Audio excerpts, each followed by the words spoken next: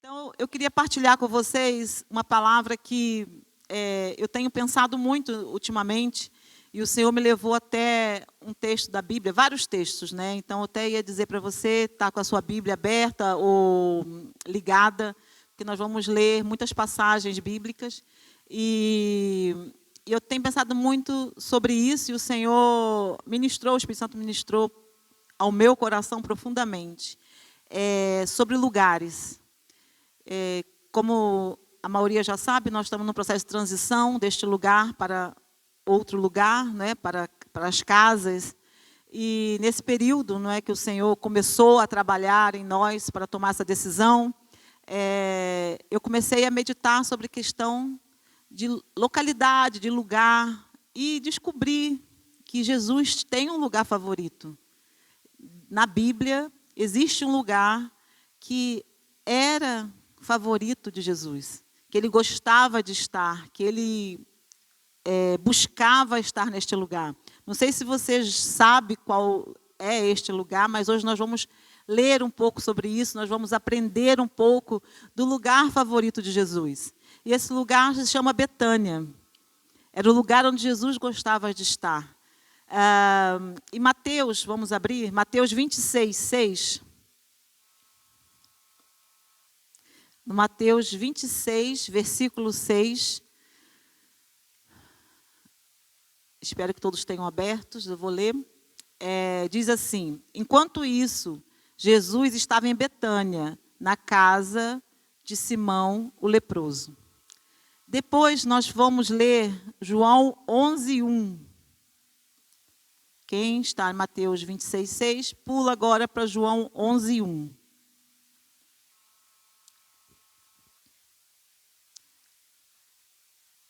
Em João 11, 1 diz: um homem chamado Lázaro estava doente. Ele morava em Betânia com as suas irmãs Maria e Marta. Amém? Então aqui nós vemos nesses dois versículos, há mais versículos falando sobre essa localidade chamada Betânia. Eu acredito que você deve ter visto já vários títulos, várias mensagens que pastores falam sobre Betânia, sobre Marta, Maria e Lázaro.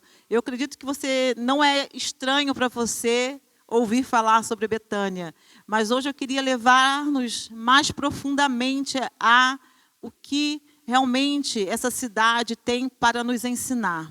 Então, quando nós vamos estudar nos evangelhos, todos os evangelhos, né, quando nós estudamos, a gente percebe, né, que Jesus estava frequentemente em Betânia, embora ele passasse por outras cidades. Jesus passou por várias cidades, como Cafarnaum, passou por Jerusalém, Jericó, ele passou por Nazaré, ele passou por várias cidades, mas ele sempre procurava o lugar de descanso, de comunhão e intimidade, que ele encontrava em Betânia.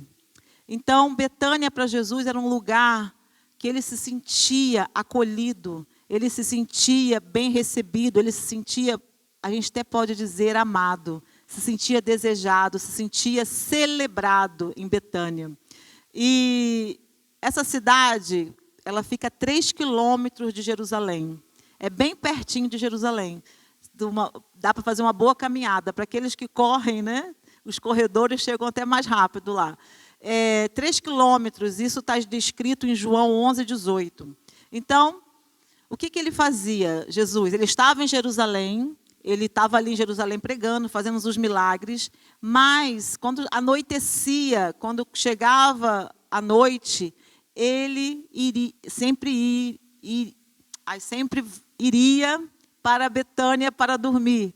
Então, assim, ele estava em Jerusalém, fazia todo o seu trabalho, tudo aquilo que o seu ministério, né, estava ali sendo exigido, mas quando dava noite, ele ia descansar em Betânia. Nós podemos ver isso em Lucas 21, 37. Quem quiser pode abrir comigo, por favor. Vamos acompanhar essa trajetória de Jesus pela palavra. Em Lucas 21, 37 diz assim: e de dia ensinava no templo, e à noite, saindo, ficava no monte chamado das Oliveiras. aqui nós podemos ver algo que eu particularmente não sabia, que Betânia fica exatamente na encosta do Monte das Oliveiras.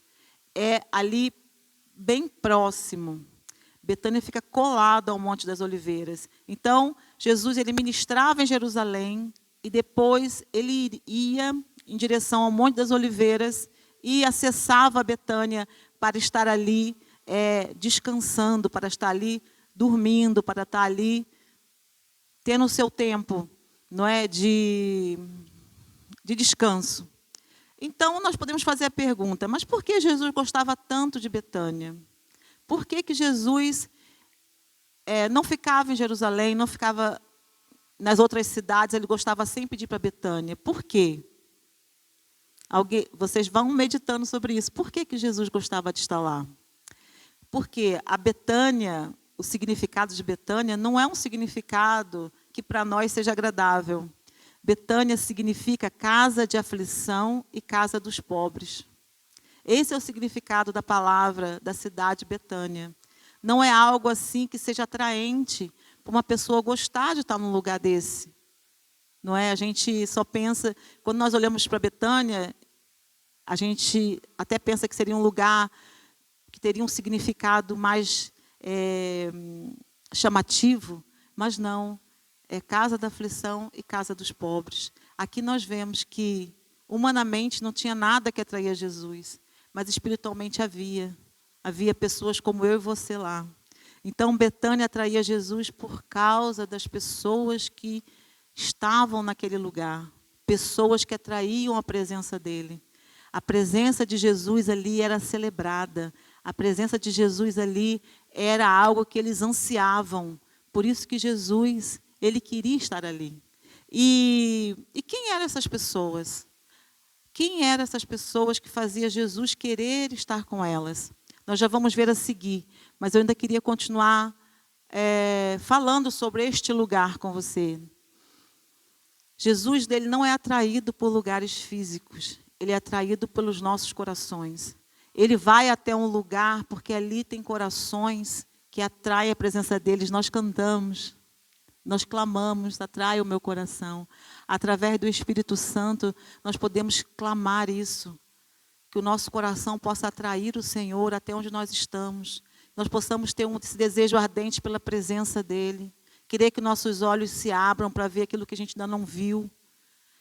Querer entender, não é nem querer, entender que Deus já nos deu tudo que Ele poderia nos dar, que é Cristo.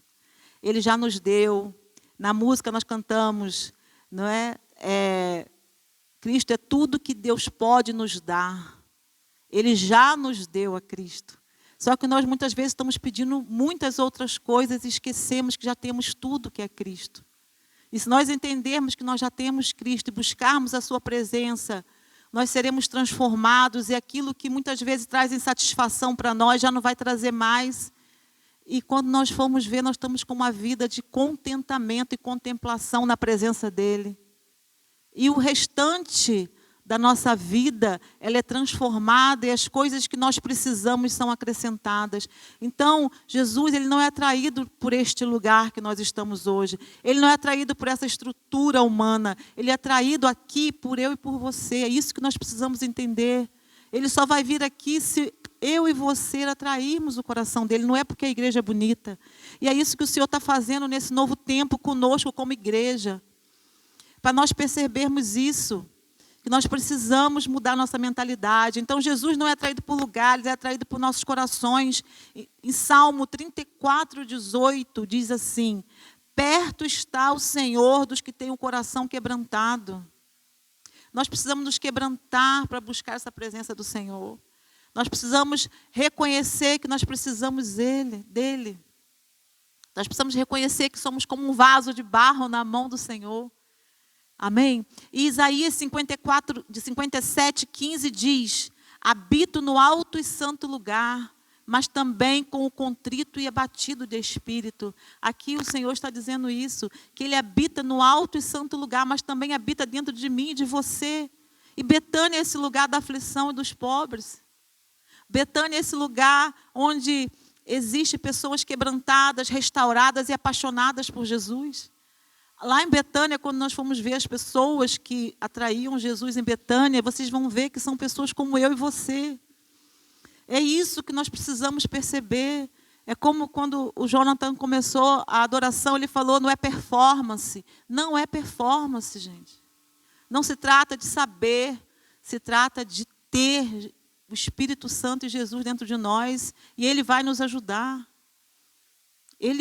Não é nós que vamos fazer. Não somos nós que vamos conseguir fazer nada por nós próprios.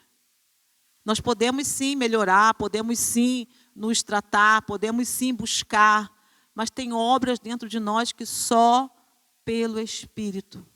E para isso nós precisamos reconhecer que nós precisamos estar na presença do Senhor. Fora da presença dele, nada disso é possível. Então, Betânia é um modelo profético de uma casa onde Jesus gosta de estar. Betânia é um modelo daquilo que o Senhor quer para a minha e para a sua casa. Primeiro lugar, para a casa espiritual, que somos nós. E depois para a casa física, a nossa família. É um lugar, Betânia, quando nós olhamos para todo o quadro que Jesus ia para Betânia para descansar, ele ali encontrava um lugar de intimidade.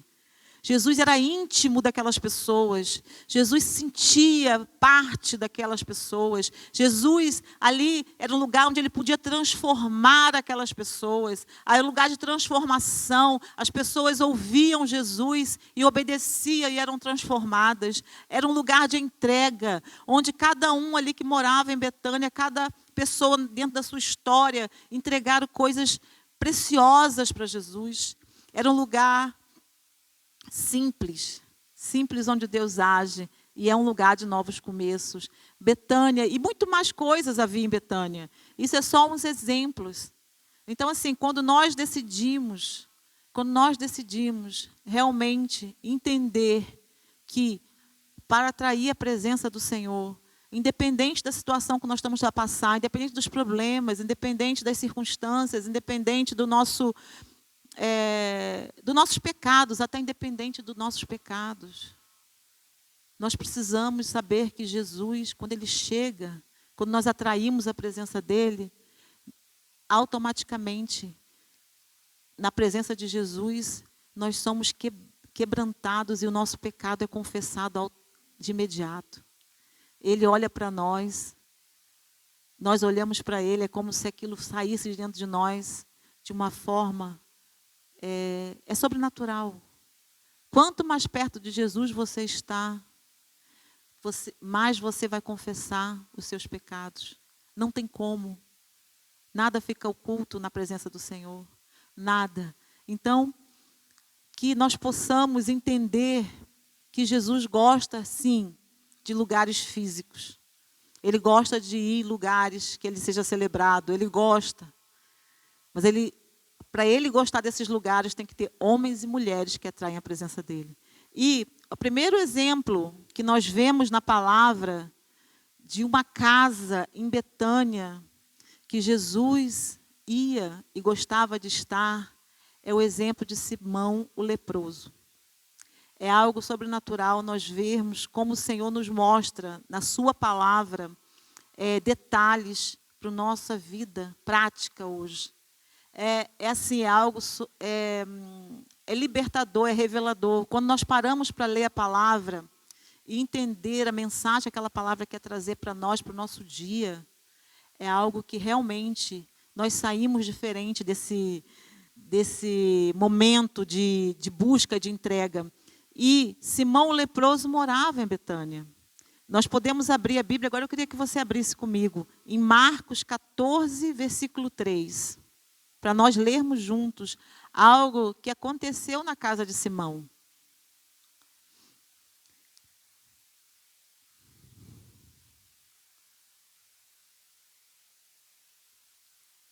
Marcos 14, versículo 3.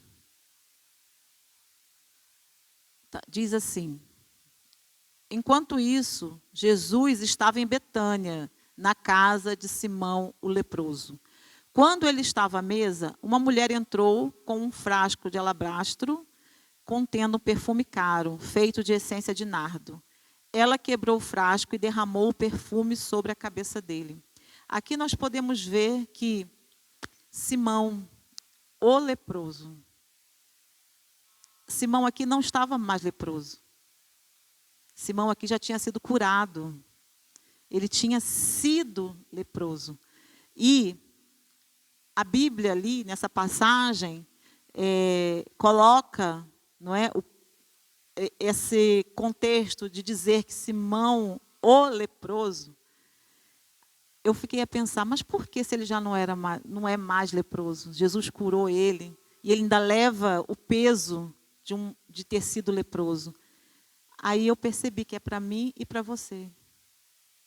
Aqui, nós sabemos esse detalhe, que Simão foi aquele leproso que Jesus curou, faz com que eu e você possamos ver o poder do Senhor diante de qualquer situação. Porque quando a gente vai ler a palavra, a lepra era das piores condições possíveis para uma pessoa na época de Jesus. A lepra era algo assim muito mal, muito terrível, muito doloroso em todos os sentidos. Não era só físico, mas emocional, espiritual. Um leproso era uma pessoa totalmente rejeitada, totalmente colocada à margem. A gente pode ver isso em Levítico, né? Levítico, na lei, diz que o leproso habitará só, a sua habitação será fora do arraial. Um leproso ficaria solitário, sozinho, não poderia ver sua família, não poderia estar com pessoas. Então, naquela altura, eles eram excluídos da sociedade, eles eram separados da família, eles eram dados como impuro, porque a lepra também simbolizava pecado. Não é? A lepra não era somente uma doença física, simbolizava algo que a pessoa tinha nela de iniquidade, de pecado, de contaminação. Então, era algo assim muito profundo. Mas Jesus tem todo o poder para purificar e limpar qualquer situação na nossa vida, assim como fez com Simão. E em Marcos, capítulo 1, do 40 a 42, diz assim: cheio de compaixão, Jesus estendeu a mão e tocou nele. Eu quero, respondeu. Seja curado e fique limpo. No mesmo instante, a lepra desapareceu e o homem foi curado. Então, aqui nós vemos a compaixão de Jesus com aquele homem, com Simão, no momento da cura. Muitos estudiosos dizem, quando você vai estudar sobre Simão, dizem que Simão é aquele dos 10 leprosos que voltou para agradecer Jesus. Quando se vai pesquisar, não é, em que momento que isso ocorreu, da cura de Simão, dizem que ele é este homem, que os 9 foram e ele voltou e foi grato, foi restaurado e não deixou, não é, de vir e agradecer a Jesus. E a partir daí houve uma ligação de gratidão entre ele e Jesus. E no Salmos 104 fala sobre isso, sobre como a gratidão abre portas. Simão, o leproso, é um exemplo de uma casa onde há gratidão. E no Salmo 100, versículo 4, diz isso: entre por suas portas com ações de graça, e em seus pátios com cânticos de louvor. Deem graças e louvem o seu nome. Então, Jesus sabia que a casa de Simão era essa casa onde havia gratidão. Ali havia um homem que foi curado e que tinha um coração completamente rendido ao Senhor, que honrava ao Senhor, que queria estar com o Senhor. Porque, ao invés de ir embora como os outros foram, ele voltou. Ele voltou para dizer para Jesus que agradecia. E quando ele voltou, o que aconteceu? A gratidão dele fez. Ele não somente foi curado, o Simão, visto que ele possa ser aquele homem da história, ele não somente foi curado, como ele foi liberto, ele foi salvo. Ele ganhou também a salvação, não somente a cura. Então, é algo lindo de ver que quando há gratidão, há salvação. Um coração grato nos leva a termos essa intimidade com o Senhor, a conhecermos o Senhor. Então, a casa de Simão, para Jesus gostar de estar ali, ser um lugar favorito de Jesus, é porque ele encontrava isso. ele encontrava esse carinho, esse amor, esse cuidado. E você vê que havia ali um jantar, não é? Eles foram jantar. E um detalhe importantíssimo que a gente vê, Jesus ele não andava sozinho. Então, quando Jesus ia para a casa dessas pessoas em Betânia, ele levava com ele os seus discípulos. Então, você imagina, a casa de Simão, não era só Jesus que estava ali, estava todos, e vocês podem ver na história, depois se quiserem ler, os discípulos estavam todos ali, inclusive Judas, naquele momento, falou contra a Maria, né, que quebrou o vaso. Disse que ela não podia fazer aquilo, que aquilo era um desperdício. Então, mostra que ele estava sempre junto com os seus discípulos. Então, quando Jesus ia para a casa de alguém em Betânia, ele levava com ele, no mínimo, 12.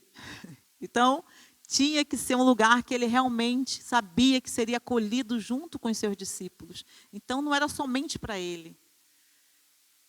Amém? Não era somente para ele. Então, assim, que nós possamos ver esse exemplo de Simão e olharmos para nós hoje.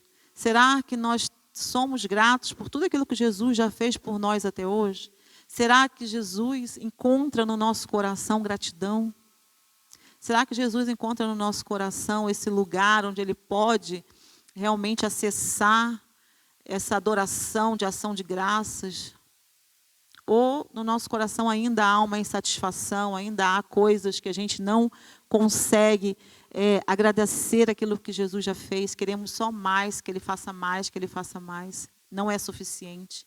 Então, hoje aqui é uma viagem, né? Se vocês puderem meditar junto comigo sobre cada uma dessas pessoas e se colocar no lugar delas, eu creio que você vai sair daqui de uma forma, vendo as coisas de uma forma diferente.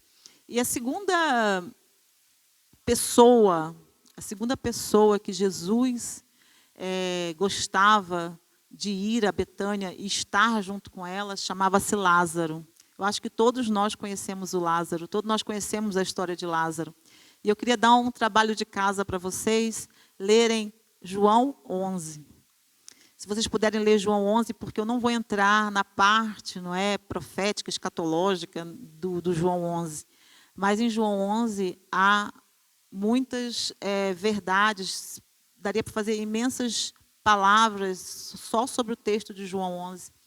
Então, se vocês puderem ler, eu tenho certeza que vocês, depois do que eu falar aqui, vocês lerem, vai trazer revelação e entendimento. Amém? Então, Lázaro era o amigo. Jesus chamava Lázaro de amigo. Em João 11:11, se você puder abrir, já deixar aí em João, que nós vamos ler alguns versículos de João. Em João 11:11, Jesus diz para os seus discípulos aqui, e acrescentou, Jesus dizendo para os discípulos, nosso amigo Lázaro adormeceu, mas agora eu vou despertá-lo. Aqui, quando Jesus fala para os seus discípulos, nosso amigo Lázaro adormeceu, aqui Lázaro já tinha morrido. Aqui Lázaro já estava morto. Mas o que nos importa desse texto?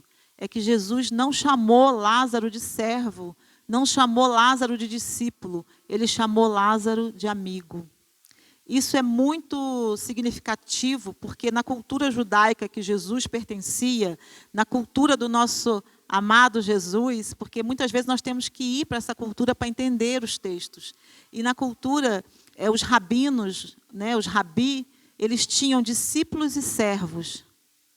Mas nosso amado Jesus, ele escolhe usar uma palavra de intimidade para Lázaro. Ele não usa discípulos nem servo, ele chama ele de amigo. Em João 15:15, se você quiser acompanhar, em João 15:15 nós temos essa declaração de Jesus, que ele diz, já não os chamo de escravos, pois o Senhor não faz confidências a teus escravos, ou servos em algumas versões. Agora vocês são meus amigos, pois eu lhes disse tudo o que o Pai me disse. Aqui nós vemos algo interessante, porque Jesus chamou Lázaro de amigo em João 11:11. Jesus ainda não tinha declarado essa palavra para os seus discípulos. Aqui ele está dizendo para os discípulos que os discípulos já não são mais servos dele, são amigos. Mas ele já chamava Lázaro de amigo lá atrás. Então é algo assim que a gente vê que ele tinha realmente algo muito especial com Lázaro. Havia uma amizade baseada em confiança e proximidade. Jesus, ele tinha comunhão de uma tal forma com Lázaro que aquilo já transformou numa amizade. Porque muitas vezes a gente pode até convivermos uns com os outros, termos tempo juntos. Você pode até pensar, tem pessoas na sua vida que se calhar você convive muito, que você está sempre próximo, mas que você não considera seu amigo. Você considera uma pessoa que está conhecida, uma boa pessoa, mas não chega no nível de amizade, porque não há essa comunhão, não há essa profundidade no relacionamento. E Jesus ia na casa de Lázaro, com certeza havia essa profundidade, porque foi a única pessoa que ele chamou de amigo antes dessa palavra de João 15:15. Amém? E queria trazer uma curiosidade, não sei se você já pensou isso, mas eu pensei e queria trazer essa curiosidade para você. Por que Lázaro era amigo de Jesus? Você já pensou nisso? Por que Lázaro era esse amigo de Jesus? O que tinha tão especial na vida de Lázaro? Eu parei, fiquei meditando, fiquei procurando sobre Lázaro na palavra, e a Bíblia não registra falas de Lázaro em histórias pessoais. Nada se detalha sobre a vida de Lázaro. Você pode procurar e não tem. E mesmo assim ele é chamado de amigo. Você não vê conversas de Jesus com Lázaro. Você não vê Lázaro falando ou contando histórias para suas irmãs Marta e Maria. Você vê Marta e Maria falando no Evangelho de João, mas Lázaro não. Isso me chamou a atenção. E os homens são de poucas palavras, né? Eu imagino Jesus e Lázaro deviam ser, a conversa devia ser bem, né, bem assim ativa, porque os homens são de poucas palavras. Mas o que a gente depreende, né? O que a gente, quando vai pesquisar sobre a questão do relacionamento de Lázaro com Jesus, a gente vê que, pela história, como ele ia para a casa de Maria, de Lázaro, Marta e Maria, que ia com seus discípulos, estava sempre ali, a gente vê que era uma casa de devoção, onde havia ali uma devoção, que Lázaro estava sempre com Jesus em momentos de devoção, ouvindo o Mestre, servindo o Mestre, tendo comunhão com ele.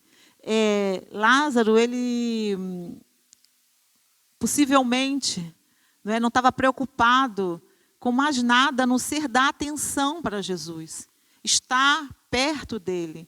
E Jesus voltava, como eu falei, estava sempre voltando para Betânia, então havia esse encontro constante, havia sempre essa comunhão de Lázaro com Jesus, havia sempre esse encontro. Então, a gente tira um ensinamento dessa amizade de Jesus com Lázaro, que pode ser a mesma nossa com Jesus, que nem todo amigo de Jesus precisa parecer muito. Nem todos aqueles que são amigos de Jesus vão ser relevantes. Nem todos aqueles que são amigos de Jesus e têm comunhão com Ele, têm intimidade com Ele, vão ser conhecidos pelas suas falas, ou pelo seu fazer, ou pelo seu... vamos falar, a palavra não seria essa, mas pela sua performance. Muitos de nós vamos ser amigos de Jesus e vamos ficar sempre no anonimato. Vamos ficar sempre quietinhos, simplesmente andando com Ele. Simplesmente estando com Ele. Isso já é suficiente. Para Lázaro era suficiente. Então, a história de Lázaro, dessa amizade tão bonita, essa amizade tão profunda, traz para nós isso. Nós, como amigos de Jesus, não precisa acontecer coisas bombásticas na nossa vida, coisas assim que a gente, uau, não, simplesmente ande com Ele, esteja com Ele, tenha comunhão com Ele, e possivelmente Ele vai te chamar de amigo e de amiga. Amém? Não precisamos de muito. Precisamos simplesmente, como nós vimos, ter um coração entregue para Ele. Só que aconteceu algo ruim com Lázaro. Lázaro morreu. Todos nós sabemos, eu não vou meter muito no detalhe da morte de Lázaro, a nível mais profundo, mas Lázaro morreu. E quando Jesus chegou lá para ressuscitar, como nós lemos lá, que ele falou para os discípulos, Lázaro dorme, vamos lá despertá-lo. Jesus levou 4 dias para chegar lá, depois que Lázaro tinha morrido. E quando ele chega lá, já tinha passado esses 4 dias, e em João 11:35,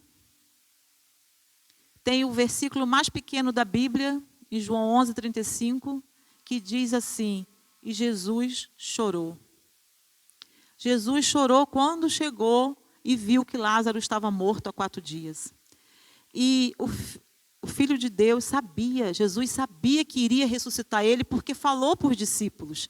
Jesus sabia, falou para eles assim: nós vamos lá porque Lázaro dormiu, nós vamos acordá-lo.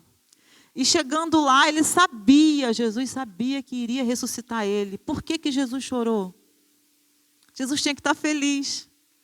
Tinha que estar feliz, porque ele sabia que chegava ali, ia dar a ordem, e Lázaro iria levantar da sepultura. Mas Jesus chorou. E é algo assim profundo. Eu fiquei pensando, mas por que ele chorou? Você já pensou nisso? Por que Jesus chorou se ele sabia o que ia acontecer? Se ele foi lá para ressuscitar Lázaro. Aqui mostra que, independente dele saber que iria ressuscitar Lázaro, ele sabe que o amigo dele sofreu. Ele sabe, porque a gente aqui não diz do que Lázaro morreu, mas foi uma doença, foi uma enfermidade. E se chegou para a morte é porque era grave. Independente de ele ser ressuscitado ou não, o processo pelo qual ele passou para chegar na morte foi doloroso. E mais doloroso ainda foi saber que o mestre dele não tinha chegado a tempo. Você acha que Lázaro não ficou pensando, cadê Jesus? Ele no leito de morte, todo mundo de volta dele, e onde está o meu amigo que não vem? Lázaro sofreu, como eu e você sofremos, muitas coisas, e muitas vezes a gente não vê Jesus aparecer. Muitas vezes a gente acha que ele não apareceu, né? Ele está sempre conosco. Aqui Jesus chorou porque ele se compadeceu do sofrimento de Lázaro. Ele, quando viu toda a história, viu as irmãs, viu as pessoas, ele, como o homem que ele era, ele sentiu a dor dos amigos dele, da perda. Estava todo mundo sofrendo, estava todo mundo de luto. Você imagina o que era ele chegar na casa e ver todo mundo gritando, chorando por causa de Lázaro. Ele não aguentou e ele chorou. Porque ele sentiu aquele momento a perda, ele compadeceu daquelas pessoas, porque só ele sabia que ia acontecer um milagre, ninguém ali sabia. Porque tinha passado 4 dias, e a gente sabe que, não sei se você sabe, que pela lei judaica, até o 3º dia ainda pode acontecer a ressurreição. A partir do 4º dia já não tem mais jeito, está cheirando mal. Então as pessoas que estavam ali até o 3º dia ainda acreditavam que Jesus podia fazer um milagre. Naquele dia já achavam que era impossível. Então todos que estavam ali estavam a sofrer porque já tinha acabado toda a possibilidade de Lázaro ressuscitar. Por isso que devia ser muito choro.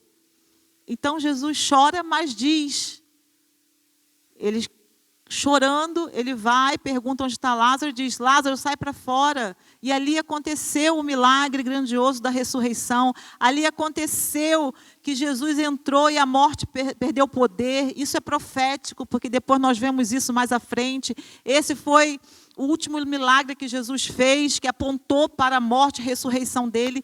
É muito profundo, por isso que eu peço vocês para lerem realmente João 11. E Jesus entra e a morte é vencida, Lázaro sai, há a questão da pedra, a questão das faixas, há muitas questões proféticas, mas o mais importante aqui não é nada disso, é a ressurreição e a vida de Lázaro. Então, assim, Lázaro era amigo de Jesus morreu, o amigo de Jesus ficou doente, o amigo de Jesus padeceu, o amigo de Jesus teve momentos muito difíceis e chegou a um ponto que já não tinha mais solução. Mas Jesus entrou na vida dele e transformou a morte em vida. E isso para nós significa muito hoje. Como homens e mulheres que somos ou estamos caminhando para ser amigos de Jesus, que há ressurreição e vida para nós. Há ressurreição e vida para você, há ressurreição e vida para mim, todos os dias. Não é como foi com Lázaro, é todos os dias. Para nós é todos os dias, enquanto houver vida. Amém? Então, em João 11, 25 diz, Jesus está dizendo isso. Não é ninguém que está a dizer, é Jesus. Em João 11, 25, eu sou a ressurreição e a vida. Quem crê em mim, ainda que esteja morto, viverá. Aqui é Jesus que fala para nós. Não é homem, não é apóstolo, é Jesus. Então, assim, eu sou. Jesus, ele é. E sempre será a ressurreição e vida. E eu digo para você que há todos os dias, porque o salário do pecado é a morte. E cada vez que eu e você pecamos, nós morremos. E quando nós nos arrependemos, Jesus vem e nos ressuscita. Então, todos os dias, nós temos acesso à ressurreição e à vida de Cristo enquanto a gente estiver nessa terra. Porque se você peca, automaticamente, o salário do pecado é a morte. Mas o Senhor lhe traz vida e ressurreição para todos nós. Todos nós. Amém? Então, assim, não deixe ficar 4 dias a cheirar mal.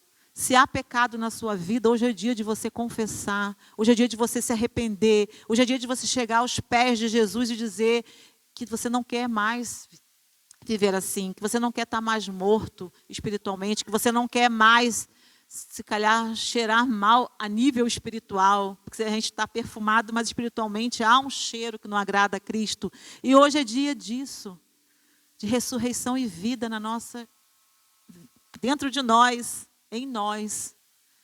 Jesus está aqui. Amém? E também pode ser áreas da sua vida. Você pode ter sonhos mortos, projetos, propósitos que você deixou morrer na tua vida e Jesus quer ressuscitar. Jesus quer trazer para a vida. O seu casamento, de alguma forma, pode estar morto. O teu casamento pode estar num estágio que já não agrada ao Senhor. Hoje é dia de você trazer Jesus e declarar ressurreição e vida para o teu casamento. A tua fé, esperança pode estar nesse projeto, nesse propósito, nesse caminho de morte. Hoje é dia de colocar Jesus novamente, atrair Jesus, atrair a presença dEle. E você crê que Ele realmente pode fazer o impossível dentro da sua casa, em você, em nome de Jesus. Então, depois da ressurreição, depois de tudo que aconteceu com Lázaro, o que a casa de Lázaro virou? O que Lázaro virou naquele momento? Um testemunho vivo do poder de Cristo. Todos viram o poder de Cristo através da ressurreição de Lázaro. A casa de Lázaro virou um lugar da glória de Deus revelada. A casa de Lázaro, a partir daquele dia, foi um lugar onde que a glória foi revelada, porque Jesus tinha dito que a doença de Lázaro não era para a morte, a doença de Lázaro era para a glória de Deus. Então, assim, a glória de Deus entrou naquela casa.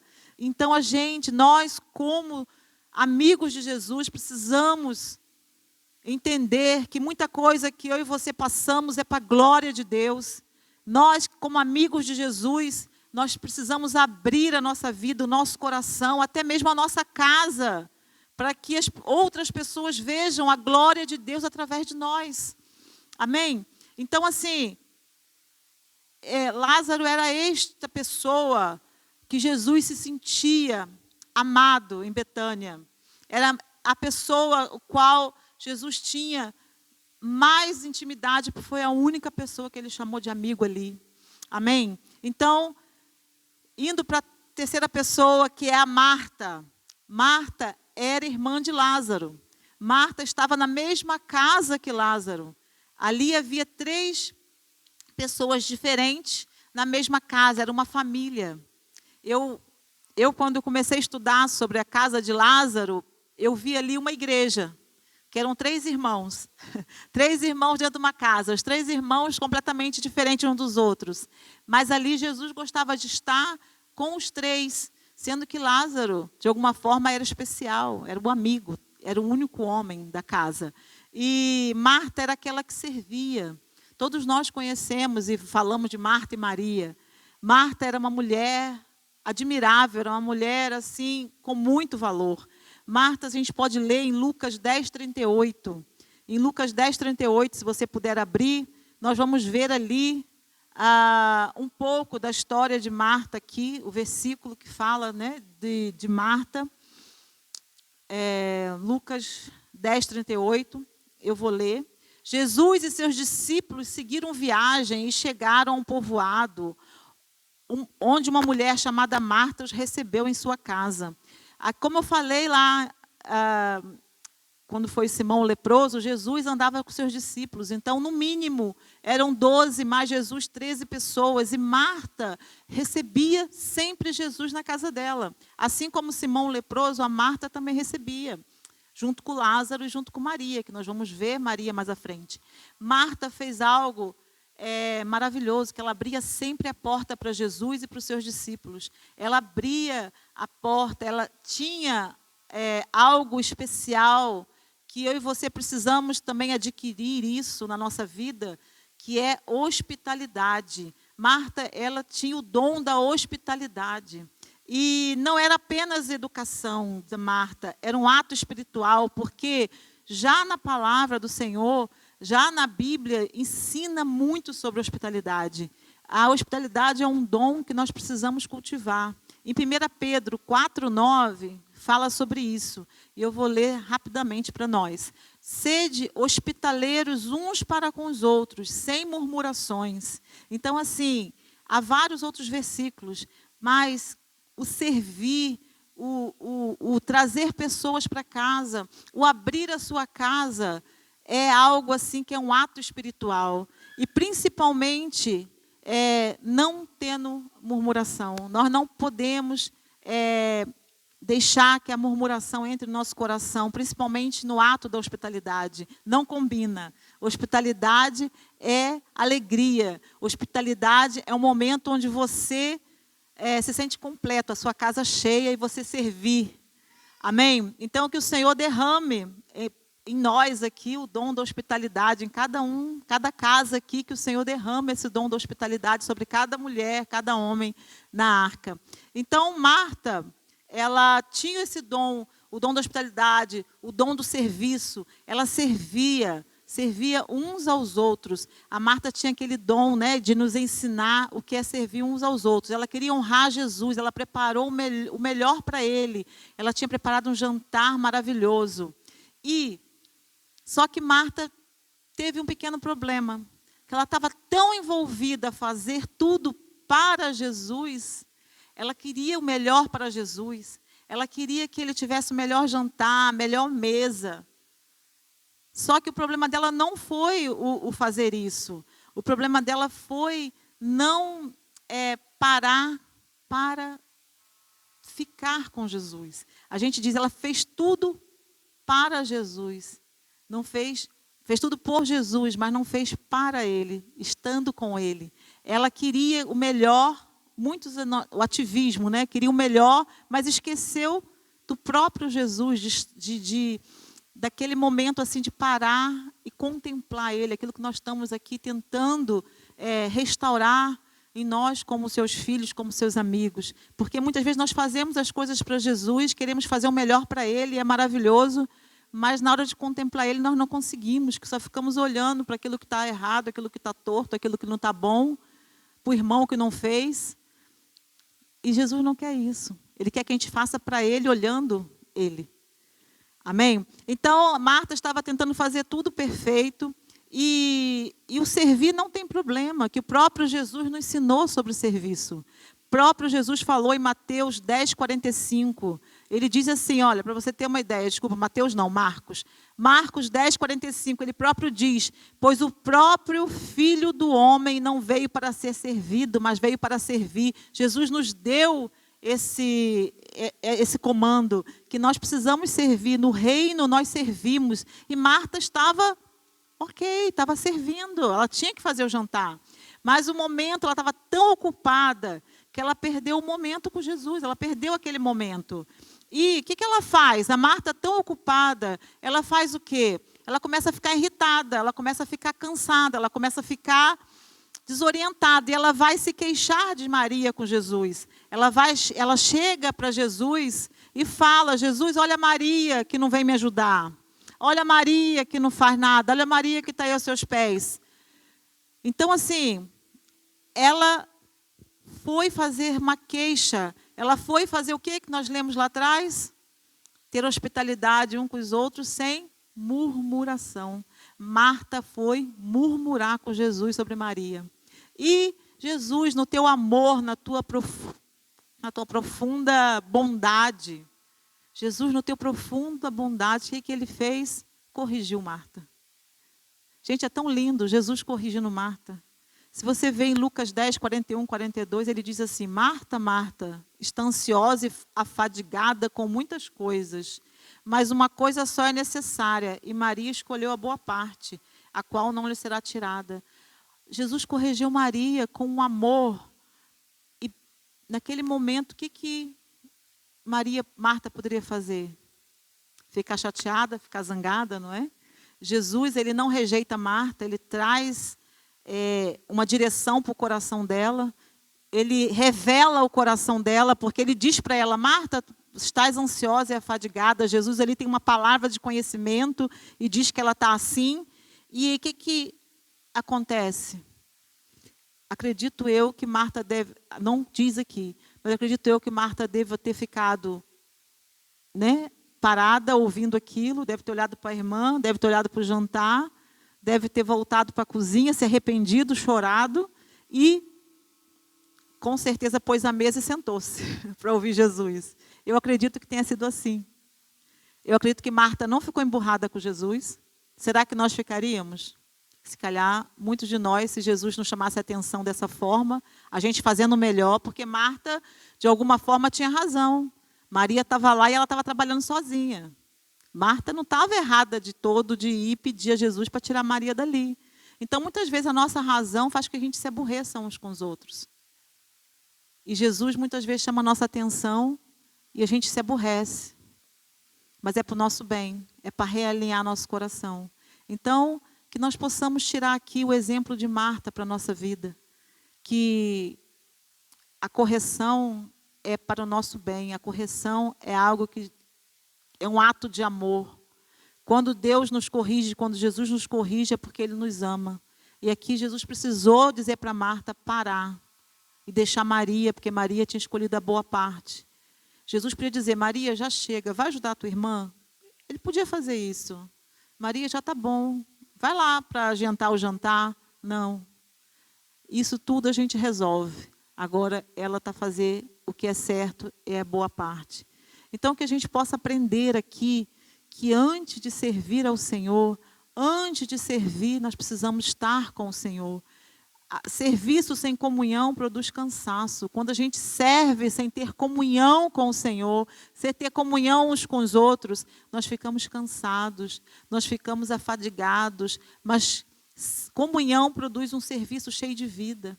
Nós precisamos perceber isso. E uma coisa importante dentro do caráter de Marta é que ela era sincera.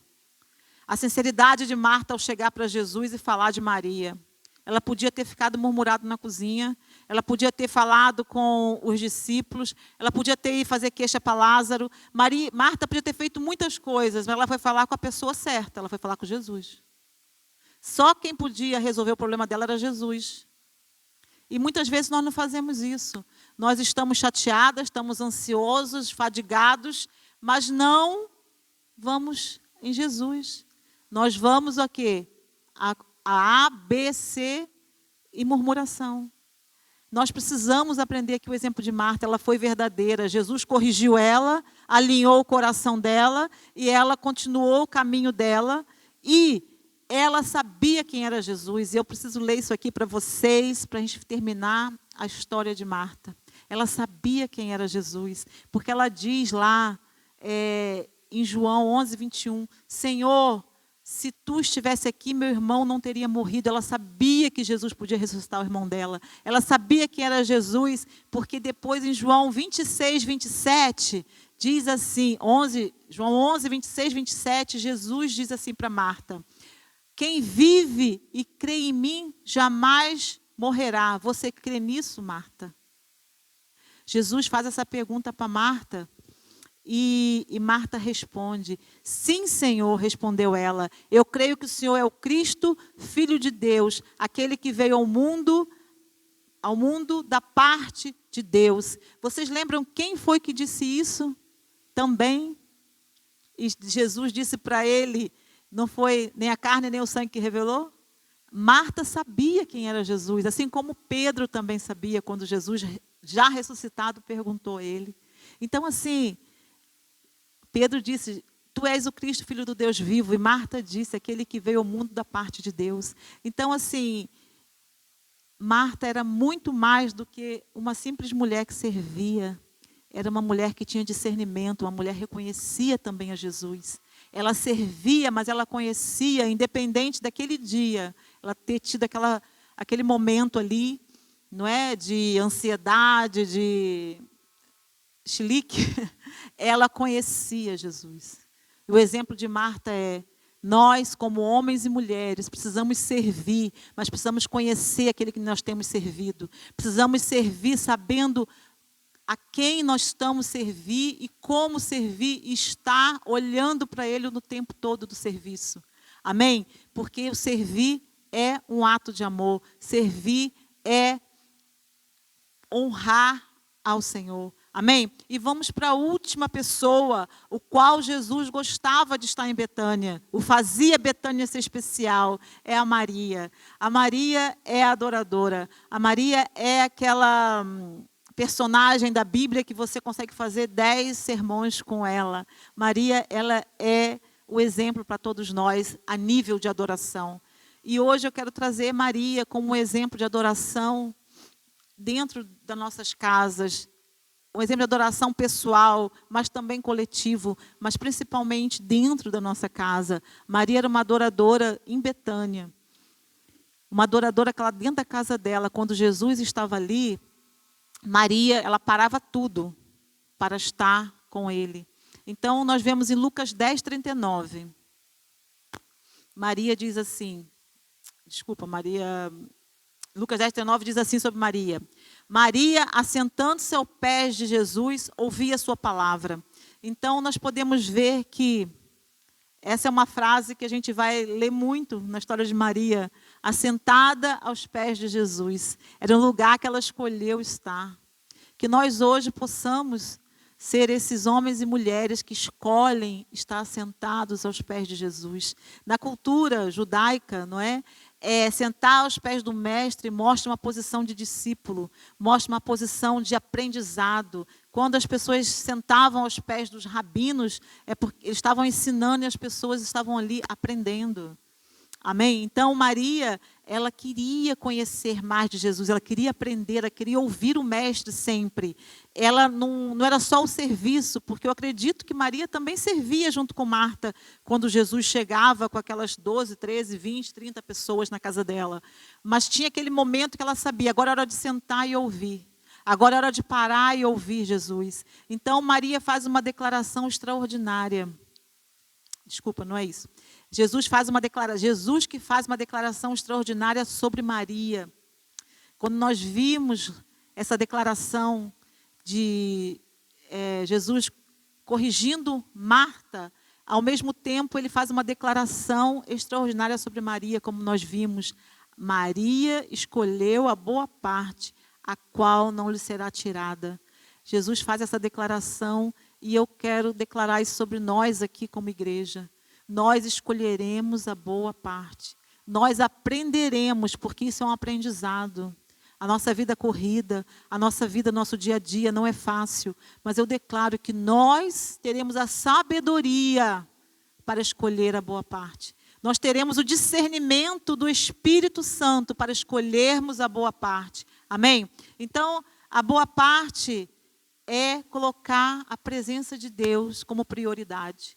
A presença de Deus tem que ser uma prioridade nas nossas vidas. Nós temos visto que, nesses exemplos dessas pessoas, que uma coisa elas já tinham em comum, era colocar Jesus como prioridade. E esse ensino hoje para nós é: coloque na tua casa Jesus como prioridade.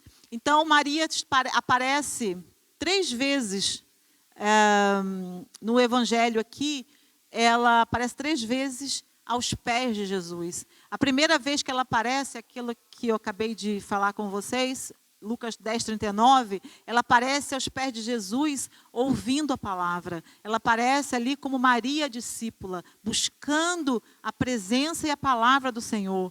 Maria se joga aos pés de Jesus como uma discípula dele. A segunda vez que Maria se joga aos pés de Jesus é em rendição a Jesus. Ela se joga aos pés de Jesus como quebrantada. Está em João 11:32, que diz assim: quando Lázaro morre, Maria corre até Jesus. Quando Maria chegou onde Jesus estava, vendo-o, lançou-se aos pés de Jesus. Ela se quebrou aos pés de Jesus quando viu o mestre e disse: Senhor, Lázaro morreu. Se o Senhor estivesse aqui, ele não teria morrido. Ela derrama a sua dor diante de Cristo. E foi nesse momento que Maria se jogou aos pés de Jesus quebrantada, foi quando ele chorou. Porque ali ele sentiu o sofrimento daqueles que ele amava. Então, assim, nós precisamos ter esse exemplo de Maria. Aprender, de se render, nos render e abrir nosso coração. A adoração verdadeira entrega dores para Jesus. Uma adoração verdadeira não esconde nada de Jesus. Entregue as suas dores, entregue as suas dificuldades, entregue. Então, o terceiro momento que Maria se joga aos pés de Jesus foi aquele momento onde ela quebrou o vaso do perfume caro, que está em João 12:3. Ela diz assim: então Maria pegou um frasco de perfume caro, feito de uma essência de óleo aromático, ungiu os pés de Jesus e o enxugou com os cabelos. A casa se encheu da fragrância do perfume.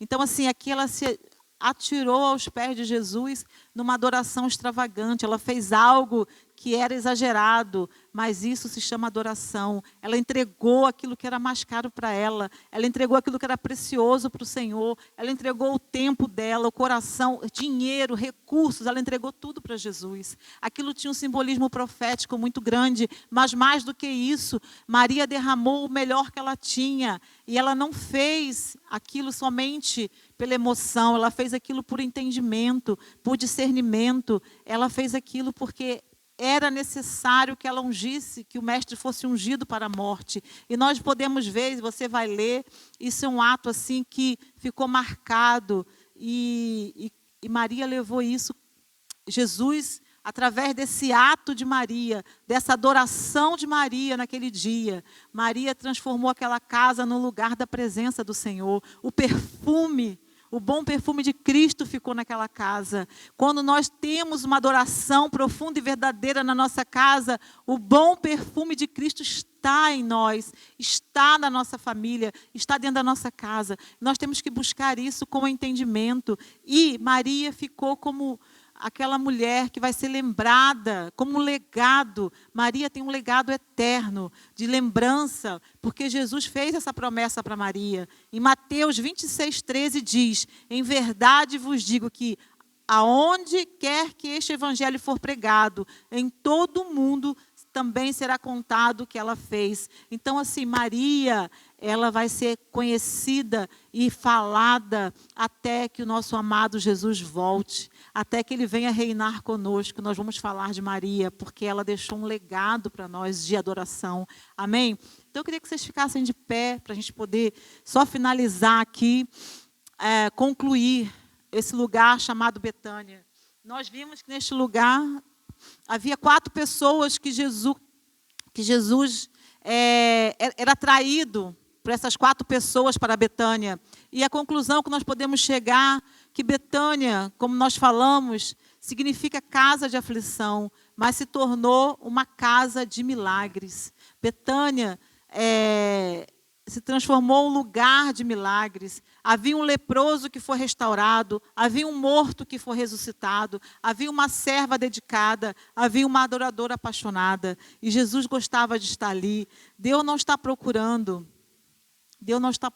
em nós perfeição. Olhando para esse exemplo aqui de Betânia, olhando para cada uma dessas pessoas, Jesus não está procurando em mim e você perfeição. Jesus está procurando em nós disponibilidade. Homens e mulheres que queiram buscar a Ele de todo o coração. Corações gratos como o de Simão. Corações que sirvam como o de Maria. Corações de Marta. Corações que sirvam como o de Maria. Vidas que testemunham como Lázaro. Eu sei, você tem muito testemunho para contar. Você precisa começar a contar os testemunhos da sua vida e poder passar o poder de Deus para outras pessoas. Então, o que eu quero declarar hoje para nós é: talvez a gente não se sinta, preparado para esse novo tempo, para abrir a sua casa, para receber a igreja. Não se preocupe, mas abra a sua casa para Jesus. Que mesmo que você não receba dentro da sua casa esse processo da igreja caseira, mas receba Jesus. Que quando nós estivermos juntos, não é, como igreja, nas casas, seja uma extensão para a casa de cada um que possa não ter possibilidade. Que a tua casa esteja aberta para Ele. Isso não é só um chamado para a igreja coletiva, é um chamado para a sua família, é um chamado para a sua casa. Mesmo que você vá para uma igreja local, para uma outra igreja estruturada, continue olhando para a sua casa como uma igreja. Continue olhando para a sua casa como uma Betânia. Faz da sua casa um lugar como Betânia, onde Jesus consegue estar. Então, assim, eu tenho certeza, se nós olharmos para essa ministração, se nós olharmos para aquilo que Jesus quer fazer nesse tempo de transição para as casas, nós não teremos só reuniões, nós teremos a presença do Senhor. Nós não teremos só encontros para termos um bom tempo, nós teremos transformações de vida e milagres. Nós teremos dentro de cada casa, cada lar, um lugar onde Jesus se sinta bem, onde Ele quer habitar, onde Ele quer permanecer. Eu declaro isso sobre vocês nesta manhã. Eu declaro isso, eu quero declarar a palavra de Josué 24:15, que diz que eu e minha casa serviremos ao Senhor. Eu declaro sobre você que você e sua casa servirá ao Senhor. A sua casa será um lugar onde Jesus vai estar e vai gostar de estar e fará milagres. Eu oro hoje para que o Espírito Santo possa falar contigo, possa trazer sobre ti esse entendimento. Precisamos desse entendimento. Precisamos atrair a presença do Senhor com o nosso coração. Que o Senhor vos abençoe. Que o Senhor vos ajude. Que o Senhor nos ajude a ser esses homens, essas mulheres que Jesus vá nos lugares por nossa causa. Onde você for, que Jesus vá porque você está lá. Aleluia. Glória seja ao nome dEle. Vamos fechar nossos olhos, que você possa orar, que você possa lembrar do Simão grato, lembrar de Lázaro o amigo, que você possa lembrar de Marta, a que serve, que você possa lembrar de Maria, adoradora, que você possa lembrar dessas pessoas e analisar o seu coração e ver se há pecado, ver se há algo, ingratidão, ver se há lepra, ver se há indiferença. Olhe para o teu coração agora, vê se você precisa. Tem áreas mortas que você precisa pedir para que Jesus ressuscite. Em nome de Jesus eu declaro, Senhor, que o Espírito da ressurreição e da vida está neste lugar. Eu declaro, Senhor, que Tu estás neste lugar para nos transformar, que Tu estás neste lugar para trazer, Senhor, em nós o Teu Espírito da verdade. Senhor, Tu estás neste lugar para nos trazer esse entendimento de sermos homens e mulheres que atraem a Tua presença. Senhor, toca em nossos corações. Espírito Santo, convence-nos do pecado, da justiça e do juízo. Espírito Santo, traz arrependimento profundo a nós. Abra nossos olhos espirituais, destapa nossos ouvidos, que nós possamos ser essa Betânia, Senhor. Ser esse lugar que o Senhor encontra, Senhor, paz, que Tu encontra descanso, que seja um lugar que Tu seja celebrado. Ah, Senhor, celebramos ao Senhor aqui. Queremos a Ti, queremos os Teus pés, queremos nos jogar nos Teus pés, queremos, Senhor, aprender de Ti.